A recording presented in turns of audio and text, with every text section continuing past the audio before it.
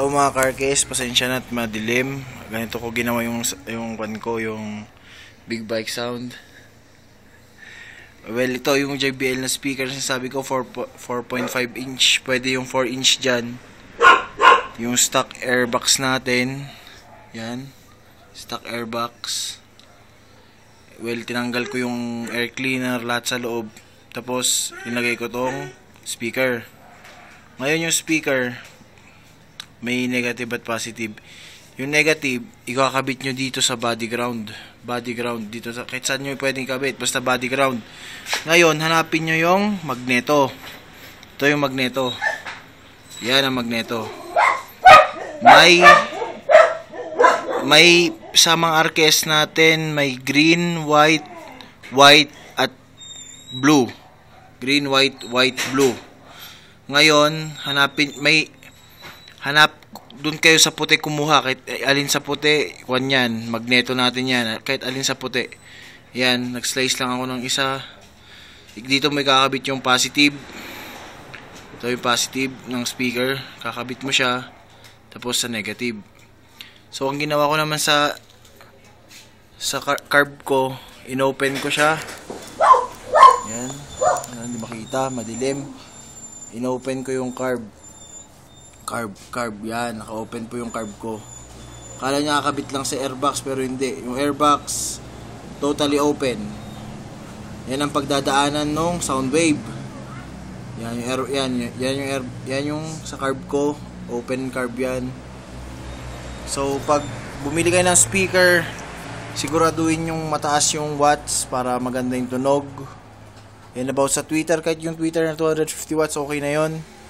Tapos yan, pag in-start mo, sa akin kasi, yan o, naka-open pipe po, tinanggal ko yung silencer ng tambutso ko. Pero ayos naman ang tunog, mas maganda kasi hindi halatang fake. Kaya yan guys, madali lang yung step. Una, bumili kayong speaker, identify nyo muna yung magneto nyo, yung kung saan nyo i-connect yung positive ng speaker. Yan. Pag na-identify nyo na yan, saka nyo itap doon yung positive. So, yung negative sa body ground na kahit saan, basta body ground. Sa body ground nyo ilagay. Iwasan. Pati yung tweeter, doon na lahat. Iisang wire. Pwede nyo lagyan ng switch kung gusto nyo. Sa akin kasi hindi ko nilagyan ng switch para mas cool. Kasi syempre, pag nilagyan mo yan, satanggalin mo, di ba? Ang pangit naman kwan. Sabihin, ba't nagbago yung tunog? Ganun. Sa akin kasi mostly dito sa Baguio, pag pinapatakbo ko to, lagi nilang tinatanong, ilang cc yan bro? Ang ganda ng pagkagawa nila sa motor mo. Ganyan ba talaga tunog? Well, actually yung motor natin talaga may tunog naman na siyang kalansing ng big bike. Kasi sa valve niya. Kasi iba yung pagkagawa ng valve nito eh. Kaya yon, pag naikabit ito, itutok mo yung butas ng airbox, diretso sa makina. Pag binirit mo, sasabay na siya sa tunog ng makina kaya hindi halata.